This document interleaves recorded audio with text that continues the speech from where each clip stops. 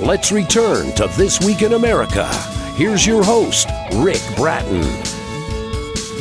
Welcome back, everybody, coast to coast. This Week in America. 5-star reviews for the inspiring story about a life journey of struggles and success. It's the life and story of one-eyed Joe Ed Smith, an autobiography. A kid from Everett, Massachusetts, who joined the Army in the early 60s. Served in Korea, Asia, and West Germany, Joe Ed Smith has always believed in service above self. A college degree, a dedication to his town, an impressive career and life, and now Joe Edward Smith shares it in the life and story of one-eyed Joe Smith, an autobiography. And he's with us on This Week in America. Joe Ed, welcome to the program. It's great to have you with us. Glad to be with you, Rick. I am so excited you're going to be here and talk about this amazing life that you've had. A life, as I said in the beginning, dedicated to service, to your community, to your country. Let's start, first of all, with the inspiration to write the book. When did you decide, I think I would like to share this story and motivate and help other people? What was the inspiration for writing this story? Well, the inspiration began, about 5 years ago, and I wanted to write the story about the life and story of myself and share it with my community, with my family, and with anyone who might be of interest, my veteran friends and church members, and etc. Yeah, you've touched so many people in so many different groups as you're talking about. Our guest on the program is Joe Edward Smith. The book is The Life and Story of One-Eyed Joe Ed Smith. You'll find the book at Amazon, Barnes & Noble, the usual places. Go to our website, thisweekinamerica.us, and link on directly, get information on Joe Ed's book. Why did you wait so long to write this book? Talk about the decision to do it now rather than maybe 20 or 30 years ago. Why now? Well, I'm retired now, and I spent my last 30-odd years in state service as a civil engineer. And as I say, I'm retired now, but I've lost vision in one eye, and I wanted to be able to read the thing myself, and I wanted to be able to direct the story as best I could, but I wanted basically to share the story. And I thought this was as good a time as any. Well, it really is. Finish it. Well, yeah, especially with everything going on in the world now, it's nice to read about somebody who had some obstacles in his life to overcome, did that so successfully, and has made a life out of giving back to the people in his life, the people in his community. Tell us a little bit about growing up, which you started your growing up process in Everett. What was your childhood like? What were your parents like? What did they expect of you? Well, my parents were Susan and Noah Smith, and they were from South Carolina. They came to Everett back in the 40s, and they decided that Everett Massachusetts was a great place to raise their kids. They had 8 kids when they left Everett, and 10 years later.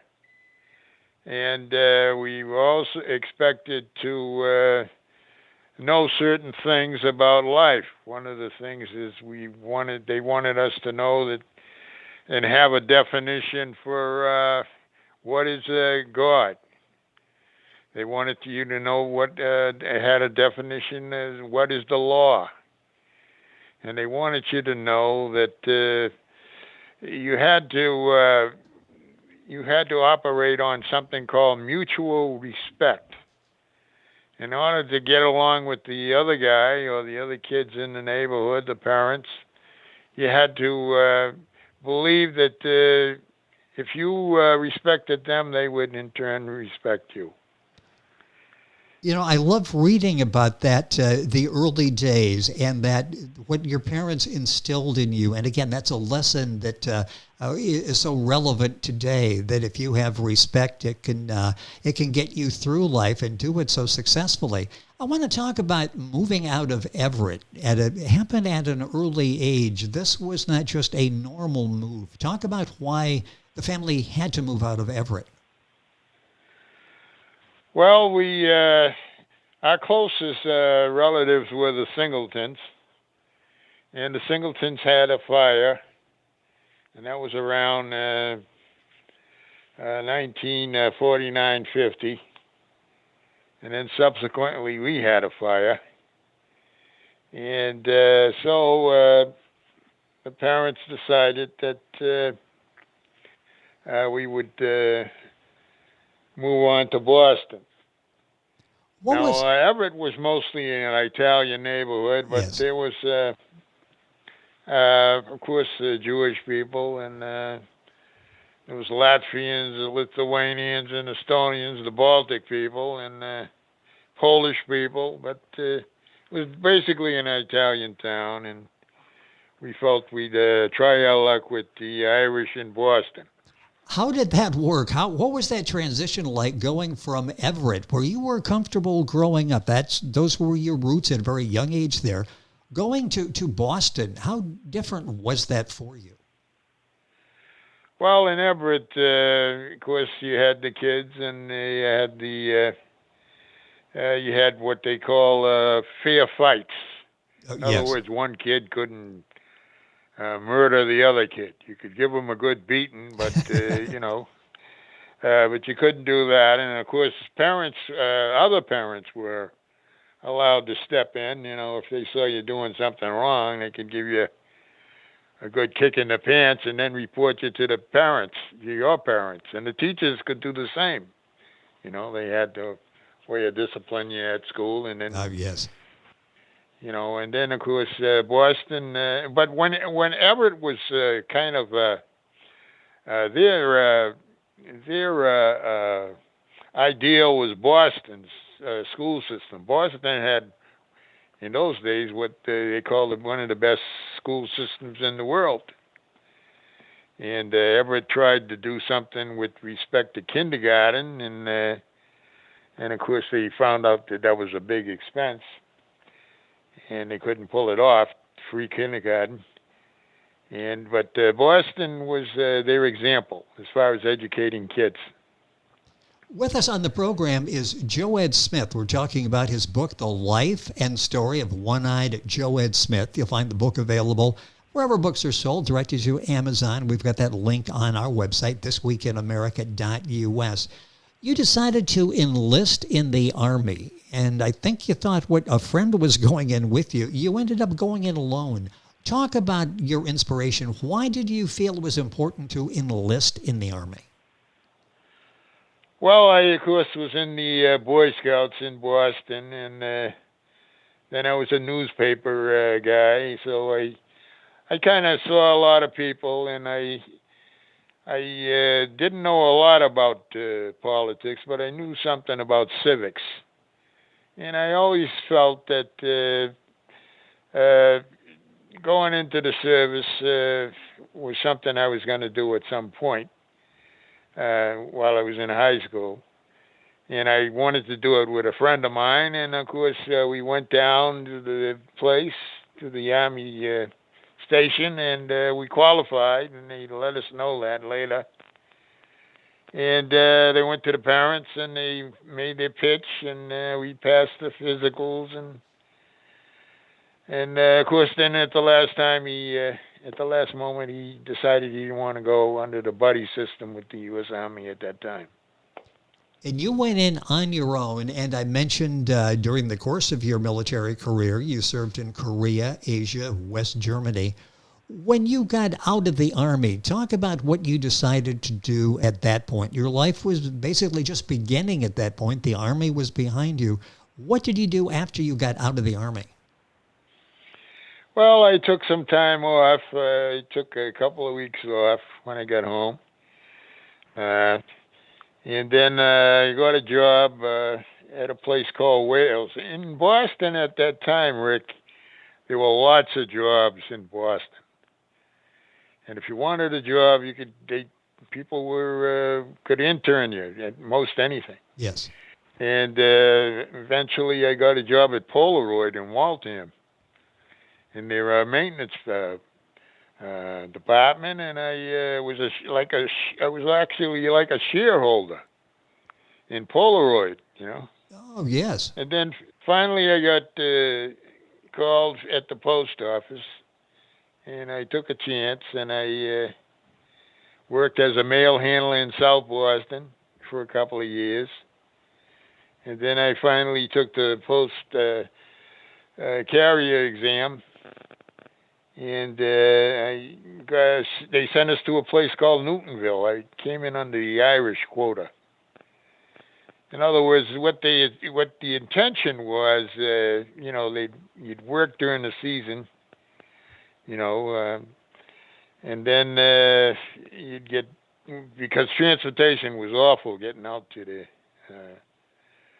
Newtonville there, and then your attendance would fall off, and then they could let you go. But I stuck with it, and a bunch of us stuck with it, and though we didn't have cars, we made up a couple of years, and then I eventually got transferred to Boston. And then I got, it was close to home, and then I thought I had a career. It's interesting. The book we're talking about by our guest on the program, an autobiography of Joe Edward Smith, is called The Life and Story of One-Eyed Joe Ed Smith. You decided to go back to school and get a degree. Talk about your motivation. You've got the job, and you went back to school. Why did you decide to go back to school, and get a degree? Well, I knew I had the GI Bill. And so one day I was delivering down Boston outside of, actually at the Franklin Institute of Boston, and I was in and out, and they said, well, if you ever want to use the can or you want to have a coffee in the cafeteria, it's okay with us, Yes. There's a couple of guys, one Italian and one Hebrew guy, and said, hey, that sounds pretty good. So then I knew I was going to be doing that route for a couple of weeks, so I planned it so I could, spend a little time with a coffee. And then I heard these two gentlemen talking about what the eligible GIs weren't taking advantage of the system. And I kind of chimed in. I says, one of the reasons they don't take advantage of the system is they don't know how. And then the Italian guy says, well, they'd find out from me because I'd tell them how. Are you a veteran? I said, yes. Yep. He says, and then I was hooked. They talked me into going there in prep for at nights for a year. And then later I got a scholarship to the day school, an Alfred P. Sloan scholarship, and I was hooked. That's an amazing story. You get the degree. You're graduated from the University of Lowell. Talk about that and what you did after that, because your life just sort of moves along. You're helping more people. It's getting better as you go. Talk about what happened after you graduated from University of Lowell. Okay, when I graduated after Franklin, I went up to Lowell, and Lowell was considered the poor man's MIT because it was run by the state of the Commonwealth of Mass. Yes. And so my first job out of there as a civil engineer with a Bachelor of Science was in the town of North Andover, Mass. And it was at a wastewater treatment plant that took care of the towns of Andover, North Andover, the city of Lawrence, and the city of Methuen. So I had my choice of picking a place to live, and I picked North Andover, and I've been here ever since. It's amazing the love affair you have with North Andover. In fact, you call it the best thing that ever happened to you. Why do you love that city, North Andover, Massachusetts, so much? What was about it that was so welcoming to you that you chose it in the first place and then fell in love with North Andover? Well, it was strategically located to the, like I say, my first job at the wastewater treatment plant, and I got to meet the people, and I got to meet the town clerk, who was quite a gentleman. His name was John Lyons, and I got to meet John Finneran, who ran a drugstore, and he was a character in town. He was an important guy. And when John Lyons died, the Knights of Columbus had a service at St. Michael's Church. And they were out in front, and I hadn't been to church in a long time. And while I declared when I went in the military I was Catholic, I really wasn't a Catholic.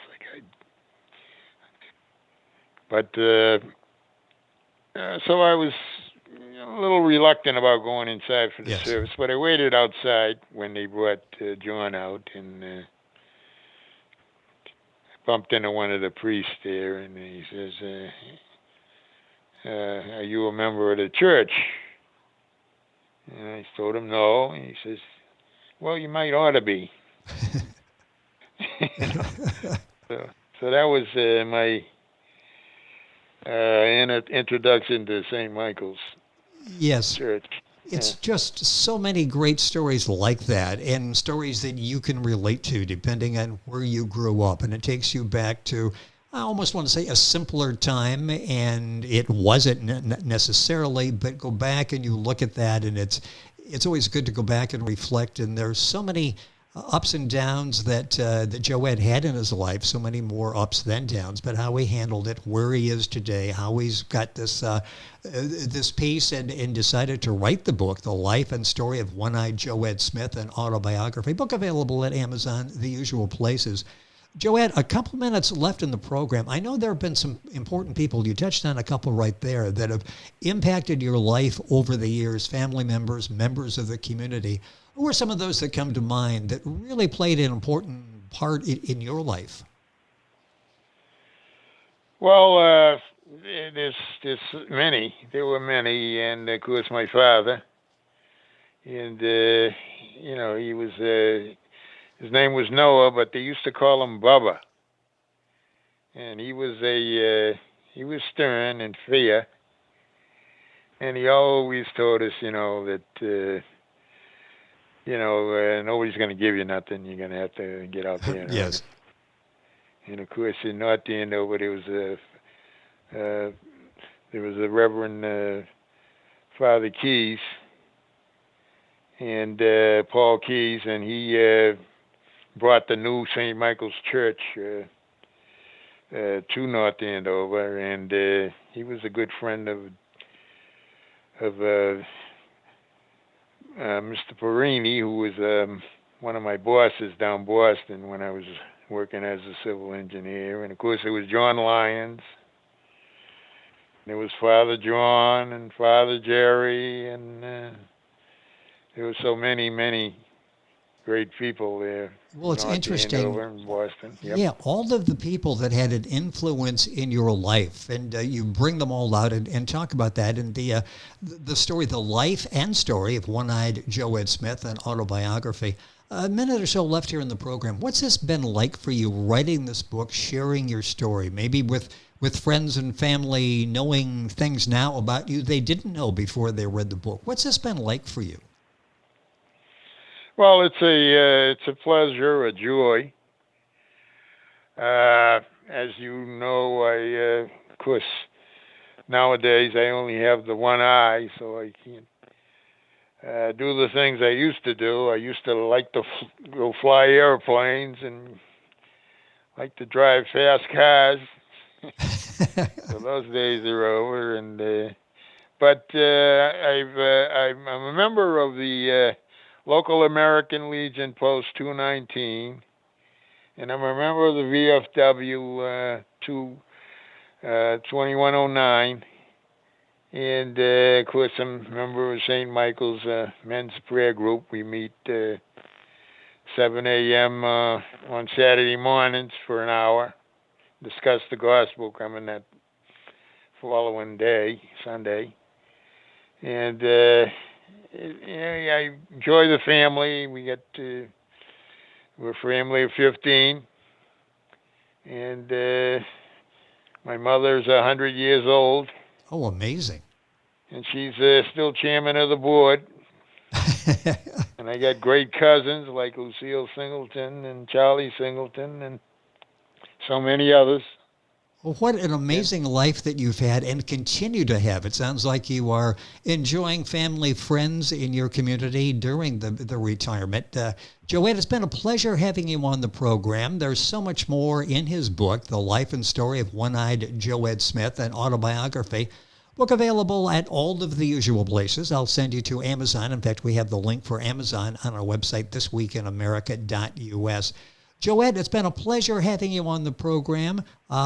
Continue to enjoy your retirement. Our best to your 100-year-old mother. What a great family you've got. Thank you for sharing some of your life and your story with us on the program today. Likewise, and it's a pleasure and a joy talking with you, Rick. Well, Joed, God bless.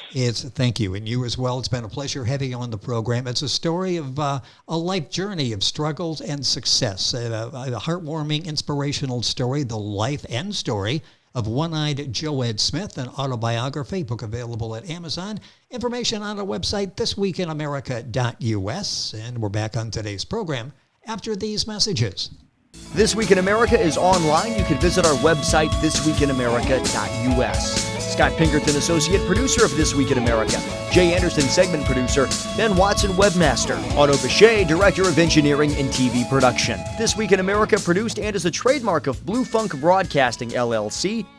For information on all of our guests and to listen to this week's show, our website again at thisweekinamerica.us. And I'm Sean Bratton, executive producer of This Week in America.